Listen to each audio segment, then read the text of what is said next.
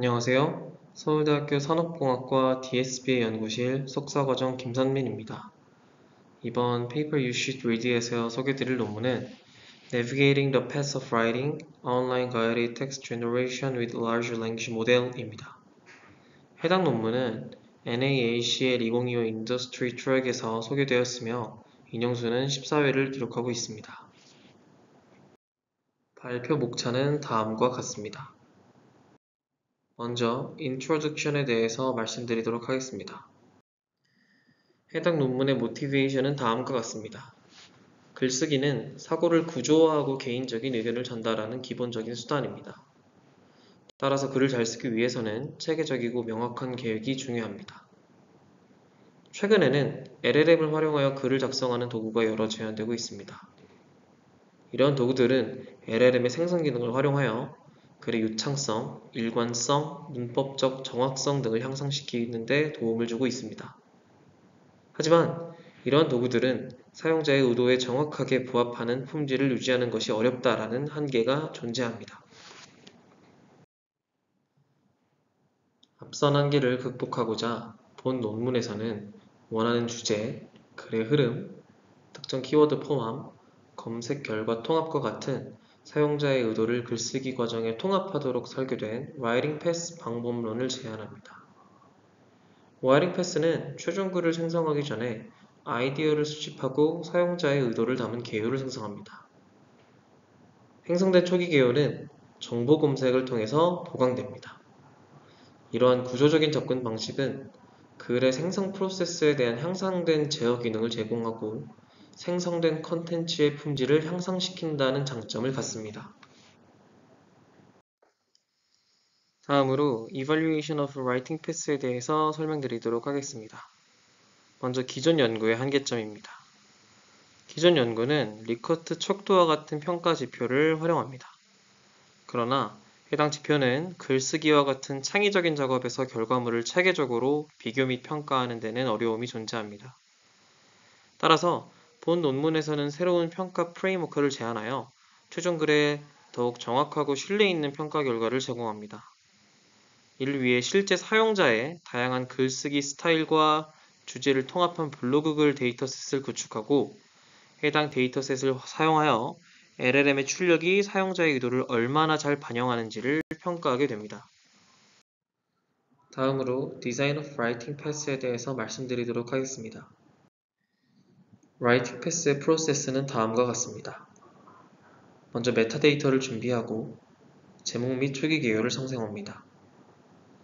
정보 검색을 바탕으로 보관 개요를 생성한 후에 최종 글을 작성합니다. Writing Path의 아키텍처는 다음 그림과 같습니다. 각 단계는 요구에 맞춰 구성된 프롬프트를 기반으로 LLM 출력을 생성합니다. 첫 번째 스텝은 메타데이터 준비입니다. 목적, 유형, 스타일, 키워드를 포함하는 메타데이터를 사용하여 글쓰기의 방향과 대상 독자를 설정합니다. 이를 위해 사람이 작성한 글을 메타데이터로 변환하는데 본 논문에서는 실제 블로그 데이터를 활용했습니다. 해당 내용은 추후 익스피리먼트 파트에 대해서 더 자세히 설명드리도록 하겠습니다. 두 번째 스텝은 제목 및 초기 개요 생성입니다. 프롬프트 구성 함수 pyS와 1단계에서 만들었던 메타데이터를 활용하여 제목과 초기 개요를 생성하게 됩니다. 이때 LLM 함수인 FLLM을 활용합니다. 생성된 초기 개요는 글의 뼈대 역할을 하여 주요 아이디어를 구성하게 됩니다. 기본적으로 초기 개요는 기본 헤더인 hi0로 구성이 됩니다. 세 번째 스텝은 정보 검색입니다. 앞서 생성한 초기 개요를 강화하기 위해 추가 정보와 키워드를 수집하여 글을 풍부하게 하는 단계입니다. 생성된 제목 t를 쿼리로 사용하여 검색 함수 fsearch를 통해 탑1 블로그 문서를 검색합니다. 본 논문에서는 네이버 서치 API를 사용하였습니다. 이렇게 검색된 블로그 문서에서 프롬프트 py3를 사용하여 키워드 K를 추출하게 됩니다. 네 번째 단계는 확장된 개요를 생성하는 것입니다. 앞선 단계에서 수집된 키워드를 통합하여 각 섹션에 소재 기록 및 구체적인 세부 사항을 추가하여 이 초기 개요를 계산합니다. 이때 생성된 개요를 확장된 개요라고 부르는데 해당 개요는 prompt5와 같이 밑에 수식을 통해서 생성이 되게 됩니다. 마찬가지로 LLM 함수 FLLM이 활용됩니다. 이러한 과정을 거쳐 생성된 확장된 개요는 헤더 HIJ와 서브 헤더 HIJ로 구성됩니다. 이때 서브 헤더는 초기 개요를 상세화하고 각 섹션에 세부 사항을 추가하는 역할을 합니다. 스텝 5는 최종글 작성입니다. 각 섹션 DI에 프롬프트 py5로 글을 생성합니다. 이후 생성된 모든 섹션을 연결해서 최종 블로그 문서인 D를 생성하게 됩니다. 지금까지 라이팅 패스의 전체적인 프로세스를 설명을 드렸다면 이번에는 라이팅 패스를 어떻게 평가할지에 대해 말씀드리도록 하겠습니다. 기존 연구의 한계점입니다. 기존 연구들은 글쓰기 과정에서 개요를 직접적으로 활용하지 않는 경우가 많기 때문에 라이팅 패스의 핵심 요소라고 볼 수 있는 개요의 품질을 평가할 수 있는 체계적인 방법이 부족한 상황입니다. 또한 일부 개요가 사용되는 연구의 경우에도 해당 평가를 인간 평가에만 의존한다는 한계를 갖습니다. 그래서 본 논문에서는 생성된 개요와 최종 글의 품질을 다양한 관점에서 평가하기 위한 휴먼 이발루에이션과 오토매틱 이발루에이션을 합친 프레임워크를 제안합니다. 이러한 프레임워크는 명확한 평가 기준을 바탕으로 라이팅 패스의 효과를 객관적이고 재현 가능하게 검증하는 역할을 수행해줍니다. 앞서 설명드렸듯이 개요 평가에는 오토 이발루에이션과 휴먼 이발루에이션이 존재하는데 먼저 오토 이발루에이션에 대해서 설명드리도록 하겠습니다. 오토 이발루에이션은 사전에 정의된 언어학적 지표를 사용하여 프로그램적으로 수행이 됩니다. 평가 지표에는 크게 네 가지가 존재하는데 첫 번째는 로지컬로 제목과 개요가 논리적으로 일치하는지 그리고 개요의 헤더와 서브 헤더가 논리적으로 연결되는지를 확인합니다. 두 번째는 coherency로 섹션 간 주제의 통일성을 확인하는 과정을 거칩니다. 세 번째는 diversity로 다루는 주제의 폭을 측정합니다. 일반적으로 diversity는 coherency와 trade-off 관계를 갖는다는 특징을 갖습니다. 네 번째는 repetition이고 해당 지표는 증복을 최소화하고 정보 효율성을 향상시키는지 확인합니다. 다음으로는 개요 평가의 휴먼 이발루에이션입니다. 앞선 오토매틱 이발루에이션에서 포착하기 어려운 측면을 평가하는 데 목적을 갖고 있습니다. 평가 항목으로는 cohesion, natural flow, diversity, redundancy 이 네 가지 항목을 체크하게 되고 초기 개요와 별개로 증강된 개요의 경우 추가된 정보의 유용성과 초기 개요 대비 개선 사항을 추가적으로 평가하게 됩니다. 다음으로 최종 글을 평가하는 과정입니다. 본 논문에서는 트랙이발 기법을 사용해서 최종 글을 평가하였습니다. 트랙이발 기법은 평가 측면을 세분화된 하위 질문으로 분해하여 체크리스트를 생성하는 방법입니다. 오른쪽 그림을 보시면 7가지 주요 어스펙트가 존재하고 각 어스펙트마다 서브 어스펙트가 구성되어 있는 것을 확인할 수 있습니다. 이때 각 서브 어스펙트는 바이너리 질문으로 명확하게 정의된 체크리스트 형태를 갖습니다. 평가 기준은 이전 언어학 연구를 기반으로 선택하였으며 6명의 글쓰기 전문가가 검토 및 개선을 수행하였습니다. 앞서 말씀드린 라이팅 패스의 프로세스와 라이팅 패스를 평가하는 방법을 바탕으로 익스페리먼트가 어떻게 수행되었는지 설명드리도록 하겠습니다. 본 논문에서 제안한 라이팅 패스를 적용하기 위하여 GPT 3.5 터보, GPT-4, 하이퍼클로바 X 총 3개의 모델을 활용했습니다. 라마2, 오리온, 코알파카와 같은 오픈소스 모델도 활용해봤지만 최종 글의 품질 기준을 충족하지 못하여 제외했습니다.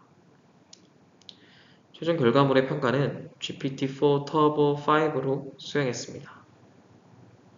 데이터셋은 다음과 같이 준비했습니다.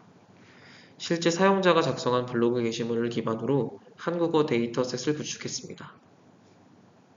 이에 각 모델에 대해 1,500개의 게시물을 생성하였고 총 4,500개의 인스턴스가 생성되게 되었습니다. 이때 휴먼 이발루에이션을 위해서 개요와 텍스트는 10% 무작위로 샘플링했습니다. 그리고 해당 샘플링된 결과를 총 6명의 LLM 경험이 풍부한 한국어 전문가가 평가를 수행하였습니다. 다음으로는 개요 평가입니다. 앞선 실험에서는 증강된 개요와 메타데이터를 비교하는 것이 목적이었다면 해당 단계에서는 개요 단계의 품질 차이를 비교하기 위해 초기 개요와 증강된 개요를 독립적으로 평가하는 것이 목적입니다. 실험 결과 증강된 개요가 코헤런스와 레피티션 측면에서 향상된 개선을 보였습니다. 또한 앞서 코헤런스와 다이버시티는 트레이드-오프 관계를 가질 수 있다고 말씀을 드렸는데 증강된 개요는 이 다이버시티를 유지하면서 코헤런스를 개선했다라는 모습도 확인할 수 있었습니다. 다음은 개요의 휴먼 이발루에이션에 대한 결과입니다. 앞서 설명드렸듯이 휴먼 이발루에이션은 오토매틱 이발루에이션에서 파악하지 못한 점을 포착하기 위해 Cohesion, Natural Flow, Diversity, Redundancy를 평가하기 위해 수행하는 과정입니다. 실험 결과 Cohesion을 제외한 모든 측면에서 증강된 개요가 상당한 개선을 이뤘음을 확인했습니다. 또한 전체적인 성능도 당연히 증강된 개요가 더 뛰어났습니다. 증강된 개요의 추가 평가에서도 유형성과 초기 개요 대비 개선 사항에서 품질 향상을 나타냈는데 이는 오른쪽 아래의 피규어를 통해 확인하실 수 있습니다. 먼저 최종 글의 평가 실험에 대한 결과부터 말씀드리도록 하겠습니다. 라이팅 패스가 최종 글의 품질을 향상시키는지 확인하기 위해 다음 세 가지 경우를 통합한 분석을 수행했습니다. 첫 번째는 메타데이터만을 활용해서 글을 작성하는 것입니다. 두 번째는 초기 개요만을 활용해서 글을 작성하는 것입니다. 마지막으로 세 번째는 증강된 개요에서의 글을 작성하는 것이고 이 방법이 본 논문에서 제안한 라이팅 패스의 파이프라인이라고 생각하시면 되겠습니다. 다음으로는 최종 글 평가의 실험 결과입니다. 아래 피규어를 살펴보시면 라이팅 패스의 파이프라인을 사용했을 때 글쓰기의 품질이 크게 향상되었음을 확인할 수 있습니다. 즉, 증강된 개요를 사용하는 것이 메타데이터를 사용하는 것보다 좋은 결과를 나타냈다는 것입니다. 아래 피규어를 확인해 보시면 LLM Evaluation, Human Evaluation 모두에서 그리고 모든 모델에서 Writing Path 파이프라인이 가장 좋은 성능이 나타났음을 확인할 수 있습니다.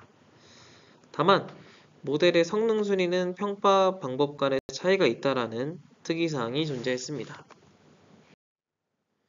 다음으로 트랙 이발의 각 항목 평가 결과를 자세하게 살펴보면은 증강된 개요가 Logical Fluency, Coherence, Specificity에서 특별히 더 개선되었음을 확인할 수 있었습니다. 다음은 Real World Deployment입니다. 본 논문에선 라이팅 패스를 상용 블로그 플랫폼에 통합하여 6개월 동안 테스트를 수행했습니다. 이 안정적인 서비스 운영을 위해 사용자 요청 처리, 컨텐츠 필터링, 카프카 파이프라인, 검색 등과 같은 여러 구성 요소를 통합했습니다. 아래 그림은 네이버 클로바 for 라이팅 시스템 아키텍처이고 이 네이버 클로바 for 라이팅에 라이팅 패스를 적용한 전체 시스템의 아키텍처라고 생각해 주시면 될 것 같습니다. 이상 라이팅 패스에 대한 설명은 여기까지 하도록 하고 마지막으로 결론에 대해서 말씀드리도록 하겠습니다. 우선 내용 정리에 대해서 말씀드리도록 하겠습니다. 본 논문에선 명시적인 개요를 활용하여 LLM이 고품질의 목표지향적인 글쓰기도를 생성하도록 하는 라이팅 패스를 제안했습니다. 일관된 품질을 위해 초기 단계부터 구조화된 지침을 사용하였으며 실험 결과 증강된 개요를 포함하는 라이팅 패스의 접근 방식이 높은 성능을 기록했음을 확인할 수 있습니다. 또한 라이팅 패스의 중간 개요를 평가하기 위한 프레임워크도 함께 제안했습니다. 이를 통해 증강된 개요의 중요성도 함께 입증했습니다. 다음으로 발표자의 개인적인 생각에 대해서 말씀드리도록 하겠습니다. 본 논문은 글쓰기의 단계적인 프로세스를 고려하여 방법론의 논리적인 일관성과 사용자 의도가 잘 반영됐다는 점에서 긍정적인 평가를 남기고 싶습니다. 다만 이 LLM을 활용해서 평가를 진행했을 때 자기평가 편향 문제는 여전히 고려해봐야 될 문제라고 생각을 합니다. 해당 장표는 앞서 설명드렸던 Check Eval의 Evaluation Principle입니다. 다음은 Writing Evaluation Prompt이며 해당 프롬프트를 확인해 보시면 앞선 설명에 대한 이해에 도움이 되실 것 같습니다. 이상 발표를 마치도록 하겠습니다. 감사합니다.